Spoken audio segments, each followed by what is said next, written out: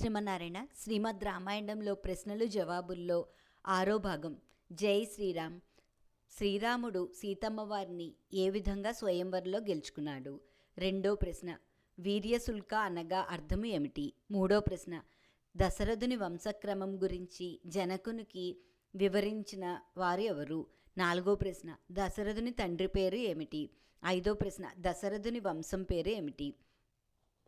ఇప్పుడు ఈ ప్రశ్నలకు జవాబులు తెలుసుకుందాం. శ్రీరాముడు సీతమ్మ వారిని శివధనుర్భంగం చేసి అనగా శివధనుసును విరిచి స్వయంవరంలో గెలుచుకున్నాడు. 2వ ప్రశ్నకి జవాబు, వీర్యశుల్క అనగా పరాక్రమ చేత గెలుచుకోవడము అని అర్థము.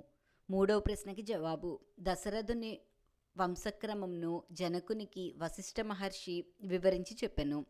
4వ ప్రశ్నకి జవాబు, దశరథుని తండ్రి పేరు అజమహారాజు. 5వ ప్రశ్న, దశరథుని వంశం పేరు సూర్యవంశం లేదా ఇక్ష్వాకు వంశం. ఈ వంశంలో ఇక్ష్వాకుడు మొదటివాడు అవ్వడం వల్ల ఇక్ష్వాకు వంశం అనే పేరు వచ్చింది.